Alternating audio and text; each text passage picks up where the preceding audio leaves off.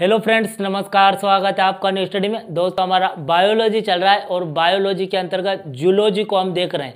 आज काफ़ी important chapter को हम कवर करेंगे जिसका नाम ब्लड हो जाता है। ब्लड जो हमारा रक्त होता है, जो हमारा खून होता है। तो दोस्तों, ये मतलब कि जितने भी क्वेश्चन बनते हैं हर एग्जाम में, उसको आज के लेक्चर में हम कवर करेंगे। एक्चुअली दोस्तों, जो ब्लड है ये काफ़ी बड़ा चैप्टर हो जाता है, तो इसके 3 पार्ट हम बनाएंगे दोस्तों। काफ़ी इंपॉर्टेंट, मतलब किसी भी एग्जाम में यहाँ से क्वेश्चन बनता ही बनता है, तो आप काफ़ी इंटरेस्ट रखिए। और दोस्तों, इसकी 3 चैप्टर आएंगे। पहला हमारा आज का लेक्चर रहेगा कि ब्लड कैसे बनता है, कितने प्रकार के सेल होती है दोस्तों, उसको बेसिक से हम कवर करेंगे। अगले लेक्चर में ब्लड किस प्रकार से हमारी बॉडी में सर्कुलेट करता है, किस प्रकार से चलता है, उसको देखेंगे। और तीसरे लेक्चर में हम ब्लड ग्रुप को देखेंगे। तो 3 पार्ट में दोस्तों ये हमारा पूरा ब्लड कंप्लीट हो जाएगा, रक्त। और यहाँ से फिर हमेशा के लिए दोस्तों आपको कॉन्फिडेंस महसूस होगा और हर एग्जाम में यहाँ से क्वेश्चन बनता ही है। तो आप इंटरेस्ट रखिए, आपको यहाँ से दोस्तों क्वेश्चन देखने को मिलेगा और आप समझिए। तो चलिए शुरू करते हैं। देखिए, सबसे पहले आपको पता होना चाहिए कि जो हमारा ब्लड है दोस्तों, ये कुछ इस प्रकार का एक बूंद ले लीजिए, जो कि हमारे हाथ में अगर कुछ भी दोस्तों लग जाती है, कुछ मतलब कुछ चुभ जाता है हमारे इस तरह से कुछ लग जाता है हमारे हाथ में, तो वहां से रक्त की बूंदें निकलना शुरू होती है। तो दोस्तों, ये रक्त है, कुछ एक बूंदे मैंने ली आपको समझाने के लिए।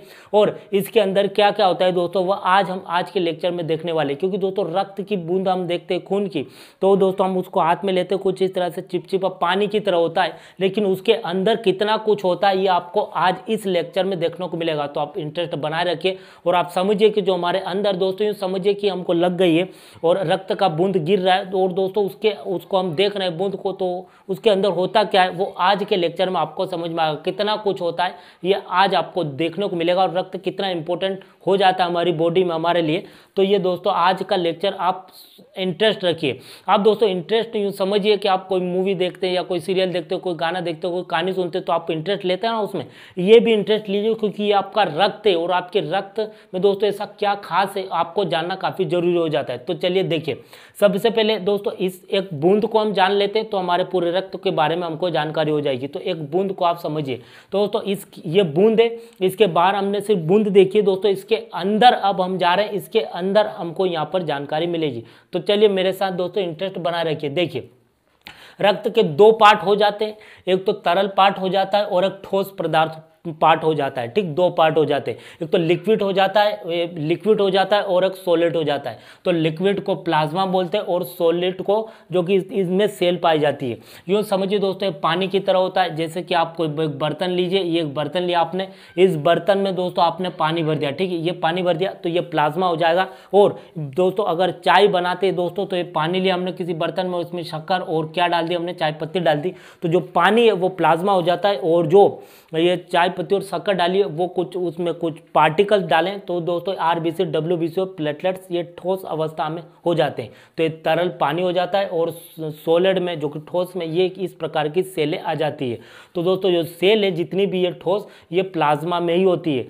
तो ये ठोस और प्लाज्मा दोनों मिलकर ही हमारा रक्त बनता है। तो 2 पार्ट हो जाते हैं। ठीक, ये दोस्तों सेल, आरबीसी, डब्ल्यूबीसी, प्लेटलेट्स, ये दोस्तों आपने मतलब कि सेल जो कि एक चैप्टर मैंने बनाया है, उम्मीद करता हूं आपने देखा होगा। तो जैसे मैंने सेल बोला आपको पता चल गया होगा सेल दोस्तों कितनी बारीक होती है। उसको हम सूक्ष्म आंखों से नहीं सूक्ष्मदर्शी से उसको देखा जाता है, नग्न आंखों से हम नहीं देख सकते। ठीक है, ये आपको यहाँ पर समझ में आ गया होगा। अब देखिए दोस्तों, ये क्वेश्चन आता है कि प्लाज्मा कितने मतलब रक्त में, ये दोस्तों दोनों ही पार्ट मिलकर हमारा रक्त होता है। तो देखिए प्लाज्मा कितने परसेंट होता है, तो प्लाज्मा 55% होता है, 55 से 60% तक। और जो ये ठोस अवस्था में जिसमें कोशिकाएं पाई जाती है, कितना होगा, तो ये 40 से 45, कहीं कहीं 40 होगा। अगर दोस्तों इधर 55 है तो यहाँ 45 होगा, और अगर यहाँ 60 है तो यहाँ 40 होगा। दोनों का बराबर होना चाहिए ना, कॉम्बिनेशन।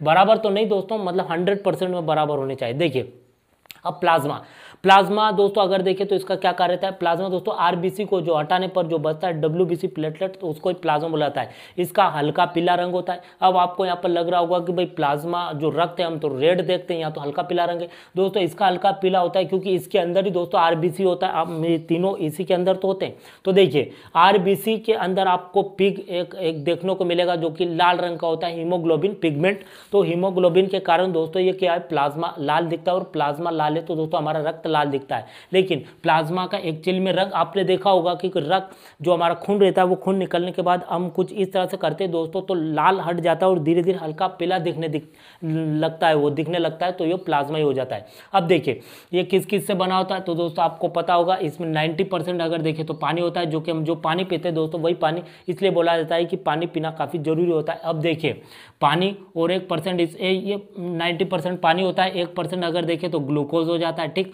और 9% जो कि प्रोटीन हो जाता है, थ्रोम्बिन, प्रोथ्रोम्बिन, इस तरह के 5 तरह के प्रोटीन होते हैं और यह हमारा प्लाज्मा होता है।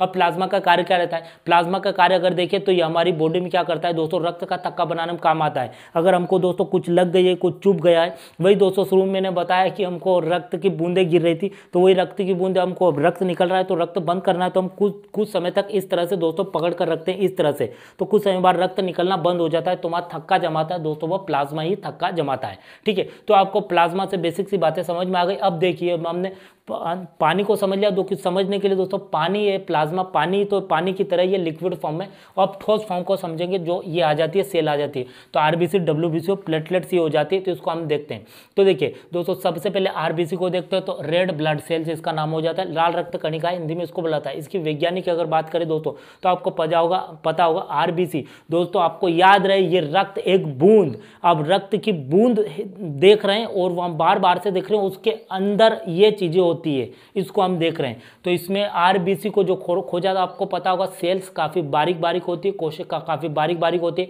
जो कि दोस्तों एक लेक्चर 2 लेक्चर बनाए मैंने कोशिका संबंधित, उम्मीद करता हूं आपने देख लिया होगा, तो आपको कोशिका समझ में आ गया होगा, कोशिका क्या होती है, सेल क्या होती है, तो आरबीसी सेल का नाम हो जाता है। अब देखिए तो इसके वैज्ञानिक जो खोज की थी एंटोनी लीवनहुक ने की थी। अब देखिए बेसिक से कुछ मैंने पॉइंट्स लिए, इन पॉइंट्स आपको पता होने चाहिए। ये संख्या में दोस्तों अगर देखिए आरबीसी संख्या में काफी ज्यादा होती है, मिलियन में होती है, 5 मिलियन आपको देखने को मिलेगा। इंटरनेशनल में अगर जाते हैं तो किसी चीज को काउंट किया जाता है 210 लाख का 1 मिलियन होता है, तो ये 50 लाख हो जाती है, तो 5 मिलियन इसकी जनसंख्या हो जाती है। दोस्तों आपको याद रहे रक्त के एक बूंद में 5 लाख आरबीसी होती है, तो ये इतनी ज़्यादा होती है, तो दोस्तों आकार में बहुत छोटी होगी, बहुत बारीक होगी, तभी तो 50 लाख, 5 लाख नहीं 50 लाख, ठीक, तो ये हो जाती है।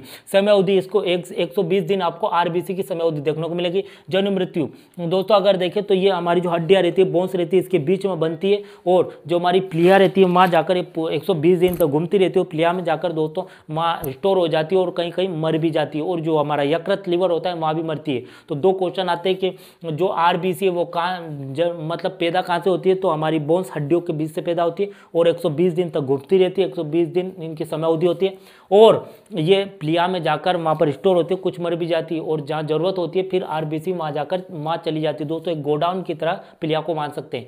तो दोस्तों अगर देखें तो ऐसा क्वेश्चन भी आ सकता है कि आरबीसी का ब्लड बैंक किसको कहा जाता है, तो प्लिया को कहा जाता है, ठीक। इसका कार्य क्या होता है दोस्तों, मेन जो हमारे रक्त में होती है दोस्तों वह आरबीसी होती है, जो हम लाल रक्त देखते हैं वो आरबीसी का ही देखते हैं। आपने देखा हो जब किसी का खून चेक किया जाता है, कोई किसी को खून चढ़ाना होता है, किसी को खून देना होता है, ब्लड ग्रुप की भी जांच की जाती है, तो आरबीसी को ही देखा जाता है, क्योंकि मेन आरबीसी हो जाती है जो कि बिल्कुल लाल रहती है, इसमें हीमोग्लोबिन एक पिगमेंट पाया जाता है, ठीक। अब देखिए दोस्तों इसकी कमी से होने वाला रोग आपको पता होगा एनीमिया, और जो जॉन्डिस है जो कि पीलिया रोग वो दोस्तों आरबीसी की कमी से होता है। अब देखिए दोस्तों आरबीसी संबंधित हमने बातें देखी, आपको बेसिक समझना है कि बहुत बारीक होती है, आकार में सबसे छोटी होती है, और उसकी जनसंख्या 50 लाख आपको देखने को मिलेगी। अब देखिए अब हम डब्ल्यूबीसी को देखें, व्हाइट ब्लड सेल्स इसका नाम हो जाता है, श्वेत रक्त कणिका इसको बोलते हैं। इसके वैज्ञानिक इसकी जो खोज की थी दोस्तों वह किसने की थी, तो वह आपको एडिसन ने इसकी खोज की थी, ठीक। अब देखिए ये संख्या में दोस्तों बहुत कम होती है, जो संख्या में बहुत कम होगी तो आकार में बहुत बड़ी होगी, ठीक है। देखिए ये संख्या में बहुत कम होती है, मतलब 10,000 8 से 10,000 आपको देखने को मिलेगी डब्ल्यूबीसी, और ये आकार में बहुत बड़ी होगी, सबसे बड़ी होगी। अब देखिए इसकी समय अवधि आपको 3 से 4 दिन देखने को मिलेगी।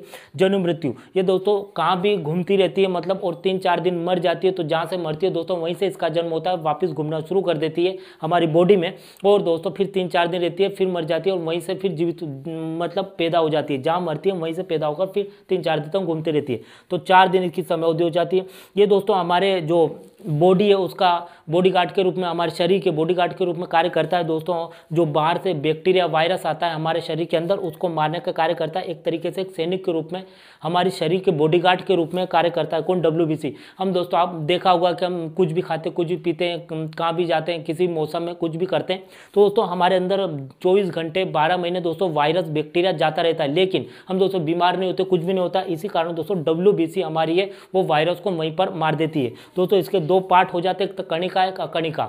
दोस्तों WBC के तो कणिका में अगर देखें 3 सेल आ जाती है, एक तो मोनोसाइट्स, लिम्फोसाइट्स और न्यूट्रोफिल्स, ये दोस्तों हो जाती है। न्यूट्रोफिल्स, बेसोफिल्स, एओसोफिल्स ये हो जाती है। और अकणिका में अगर देखें तो मोन्थ्रोसाइट्स और लिम्फ्रोसाइट 2 हो जाती है। मोन्थ्रोसाइट, लिम्फ्रोसाइट दोनों ही काफ़ी इंपॉर्टेंट है। ये दोनों दोस्तों मिलकर याददाश्त कोशिका बनाती है और जो भी बाहर से कोई वायरस आता है उसको मारती है। दोस्तों आपको पता होगा, अगर देखें तो ये WBC जितना मतलब हमारे शरीर में भरपूर रहेगा तो कोई भी वायरस हमको नहीं मार पाएगा। आपने देखा होगा किसी बैंक में हम जाते हैं तो वहाँ अगर बॉडी गार्ड हट्टा कट्टा है दोस्तों, उसके पास गन है, तो कोई भी चोर चोरी करने की हिम्मत नहीं करेगा। लेकिन अगर बॉडी गार्ड, जो कि गार्ड आपने देखे होंगे बैंक में, वो बुजुर्ग है और वो ठीक से खड़ा नहीं हो पा रहा है, तो दोस्तों बॉडी गार्ड क्या है, किसी बैंक का कमजोर है, तो कोई भी चोर जाएगा और चोरी करके आ जाएगा। तो दोस्तों ये WBC किसी भी बॉडी में दोस्तों इंपॉर्टेंट होना चाहिए। आपने देखा होगा कि किसी की भी शरीर में दोस्तों उसको कुछ भी बीमारी हो सकती है, कुछ भी खाता है तो कुछ बीमार हो सकता है, मौसम परिवर्तन होता है तो बीमार हो सकता है। दोस्तों यही कारण है कि उसके अंदर WBC कम है। तो इसी कारण दोस्तों जब उसकी बॉडी का, उसके शरीर का बॉडी गार्ड ही कमजोर है, तो दोस्तों क्या होगा, आपने सुना होगा कि इम्यून सिस्टम किसी का कमजोर हो जाता है तो जल्दी से बीमारी लग जाती है या ठीक नहीं होता। दोस्तों वही WBC उसमें कम होती है। अब देखिए दोस्तों, ये हमारे शरीर का बॉडी गार्ड के रूप में कार्य करता है, सभी वायरस को मारता है। अब दोस्तों इससे जो HIV का जो वायरस होता है दोस्तों, वह WBC को खा लेता है। जब दोस्तों WBC को खत्म कर देता है तो जिसका भी खत्म करता है दोस्तों, जिस भी बॉडी में आता है तो कौन सी बीमारी लग जाती है। क्योंकि दोस्तों मैंने बताया कि कौन से भी 24 घंटे कुछ भी वायरस हमारी बॉडी में आता रहता है, कोई भी बैक्टीरिया, लेकिन WBC उसको मारकर भगा देता है, खा लेता है। जो कि मोनोसाइट जो होता है दोस्तों वो खा लेता है और लिम्फ्रोसाइट उसको खत्म कर देता है। तो दोनों मिलकर याददाश्त कोशिका बनाकर हमको पता भी नहीं चलता और वो अंदर मारते रहते हैं, ठीक है, जो भी वायरस जाता रहता है हवा के थ्रू। लेकिन दोस्तों आपको पता होगा कि दोस्तों अगर किसी को कुछ भी हो गया है दोस्तों, जो HIV है, तो फिर ये बॉडीगार्ड ही मर गया उसका, तो फिर दोस्तों कौन सी बीमारी उसको ठीक होगी नहीं। कैसे होगी दोस्तों? जो अच्छा व्यक्ति रहता है वो इलाज करवाएगा, गोली दवा खाएगा, तो WBC उसका फिर से मजबूत हो जाएगा और उसको जो भी रोग है वो खत्म हो जाएगा, उसको बीमारी से अच्छा हो जाएगा। लेकिन जिसको दोस्तों HIV एड्स होता है, आपने देखा होगा, तो WBC को ही उसका HIV एड्स का वायरस खत्म कर दिया इसको, WBC को, तो वो अच्छा होगा ही नहीं। अब दोस्तों किस कारण होता है, कुछ बेसिक से जानकारी आपको होनी चाहिए HIV एड्स के बारे में। ये दोस्तों 4 तरीके से होता है। आपने देखा होगा, माँ में तो बच्चे में आ जाएगा, और डॉक्टर की लापरवाही से कोई डॉक्टर दोस्तों एक सुई किसको लगाए जिसको HIV और वही सुई दूसरे को लगाती तो उसको भी हो जाएगा। तीसरा अगर देखें तो दोस्तों जो ब्लड होता है, एक मरीज को ब्लड देना है दूसरे को, तो जिससे ब्लड लिया उसको HIV और जिसको दिया फिर उसको भी HIV हो जाएगा। और दोस्तों अगर दोस्तों लड़का लड़की ने सेक्स किया है, अगर मतलब पति पत्नी ने किया है या लड़का लड़की ने किया है, फिर दोस्तों अगर लड़की को लड़के को हो जाएगा, लड़के को तो लड़की को हो जाएगा, और फिर जिसके साथ वो करते हैं फिर उसको भी हो जाएगा। तो दोस्तों इस तरह से 4 तरीके से फैलता है। अब दोस्तों क्या लक्षण है HIV को देखने के, तो जिसको भी बुखार आएगा दोस्तों उसको लगातार आता रहेगा। मैंने क्या बताया, वो ठीक होगा ही नहीं, क्योंकि WBC मर गया उसके अंदर, तो वायरस तो अंदर ही रहेंगे। अब जो रोगों से लड़ने वाला ही नहीं बचा तो फिर शरीर को कौन बचाएगा दोस्तों? कोई नहीं बचाएगा। तो देखिए ये होता है। इसके बाद में अगर देखें तो उसका वजन कम होता जाएगा, ठीक। अब देखिए दोस्तों ये बेसिक सी बात है। WBC हमने देखी, प्लेटलेट्स आपको ध्यान रखना है कि प्लेटलेट्स का अगर देखें तो इसकी समय अवधि आपको देखने को मिलेगी, 10 से 12 दिन इसकी समय अवधि लेती है। इसका कार्य था रक्त का थक्का जमाना। मैंने शुरू में बताया कि जो प्लाज्मा रहता है वो रक्त का थक्का जमाता है, तो प्लाज्मा के अंदर ही तो ये सब में रहती है दोस्तों, तो इसके ऊपर तैरती रहती है। ये पानी की तरह होता है, ये ठोस अवस्था में इसके ऊपर तैरती है, ठीक। देखिए तो ये प्लेटलेट्स रहती है, रक्त का थक्का बनाने के लिए का कार्य करती है। कौन करती है? प्लेटलेट्स। इसका कार्य यही होता है दोस्तों, ठीक। अब देखिए इसको जो डेंगू और मलेरिया का जो वायरस होता है वो इसको खाता है। डेंगू में आपने देखा होगा एक मच्छर रहता है दोस्तों, फीमेल मच्छर, जिसका नाम था एडिस इजिप्टी, उसमें से अर्नो वायरस निकलता है, और वो मच्छर जब हम काटता है तो उसके डंक के थ्रू हमारे अंदर वो वायरस चला जाता है। उस मच्छर से काटने से नहीं हुआ दोस्तों, उसके अंदर पहले से बीमारी मौजूद है, वो वायरस मौजूद है। उस मच्छर, फीमेल मच्छर दोस्तों, एक तरह से स्त्री कह सकते हैं, तो फीमेल मच्छर जिसका नाम होता है एडिस इजिप्टी, उसमें से पहले से वो बीमारी मौजूद है, वो वो वायरस मौजूद है और वह मच्छर जब हमको काटेगा तो दोस्तों फिर हम में भी वो वायरस आ जाएगा। उससे तो वो तो पहले से ही मच्छर उस बीमारी से ग्रसित है, लेकिन वो हमें भी आ गया अरोनो वायरस तो हमको भी डेंगू हो जाएगा। दोस्तों ऐसे तो हमको लाखों मच्छर काटते रहते तो दोस्तों बीमार नहीं होती, वही मच्छर काटेगा जिसके अंदर वो बीमारी है तो वो काटेगा, डंक के थ्रू हमें भी आ जाएगा और हमको भी डेंगू हो जाएगा। ये दोस्तों डेंगू हो जाता है। मलेरिया को अगर हम देखें तो इसमें भी एक फीमेल मच्छर होता है जिसका नाम होता है एनाफ्लिज, और उसमें से डंक के थ्रू हमको जो काटेगा तो प्लाज्मोडियम प्रोटोजोआ एक वायरस आएगा और वो हमारे अंदर जाएगा और मलेरिया हो जाएगा। तो दोस्तों ये संख्या में WBC से काफ़ी ज़्यादा होती है। देखिए दोस्तों आप यहाँ पर समझिए कि RBC अगर देखें तो बहुत आकार में छोटी होती है लेकिन संख्या में सबसे ज़्यादा होती है। दोस्तों ये 50 लाख आपको देखने को मिलेगी। दूसरे नंबर पर आ जाते तो प्लेटलेट्स दोस्तों अगर देखें तो 2 लाख आपको देखने को मिलेगी, 5 मिलियन में हो जाती है और 2 लाख हो जाती है। लेकिन दोस्तों ये RBC से बड़ी रहेगी आकार में, क्योंकि इससे संख्या में कम है तो आकार में जो संख्या में ज़्यादा रहता है आकार में वो छोटा रहता है। ये आप समझिए WBC का आकार बहुत बड़ा है इसलिए संख्या में बहुत कम है, सिर्फ हजारों में पाई जाती है। और जो जनसंख्या में ज़्यादा है दोस्तों उसका फिर समय अवधि ज़्यादा होती है, इसकी 120 दिन है। प्लेटलेट्स की अगर देखें तो 8 से 10 दिन या कहीं कहीं 12 भी हो जाते हैं। और ये संख्या में सबसे कम है लेकिन दोस्तों आकार में सबसे बड़ी है WBC। तो इसका आकार ये दोस्तों हमारी बॉडी गार्ड के रूप में कार्य करते हैं हमारी बॉडी में, आपको याद रखना है। और ये अगर देखें दोस्तों तो 3 से 4 दिन इसकी समय अवधि रहती है। ये दोस्तों सेल अंदर ही बन जाती है, अंदर ही मर जाती है और दोस्तों फिर बनकर फिर अपना कार्य करने लगती है। दोस्तों ये ब्लड के अंदर चलता रहता है, हमको पता नहीं चलता। तो दोस्तों ये लिक्विड फॉर्म हो जाता है, ठोस हो जाता है, दोनों मिलकर ये हमारा रक्त होता है जो कि एक बूंद का बताए दोस्तों। एक बूंद में कितना कुछ होता है तो हमारी पूरी बॉडी में क्या क्या होता है दोस्तों ये आपने देखा। ये हमारे रक्त में दोस्तों 50 लाख रहती है, ये 10,000 रहती है, 2 लाख रहती है। दोस्तों कितने बारीक से कार्य हो जाते हैं दोस्तों, हमें उसको ऐसे नहीं देख सकते, सूक्ष्मदर्शी देखना पड़ता है। तो बेसिक सी बात है दोस्तों हमने देखी, ब्लड के बारे में आपको बेसिक सी जानकारी मिली। अब अगले लेक्चर में हम दोस्तों रक्त किस प्रकार से हमारी बॉडी में चलता है और किस प्रकार कार्य करता है उसको देखने। तो आज के लिए इतना ही, थैंक यू।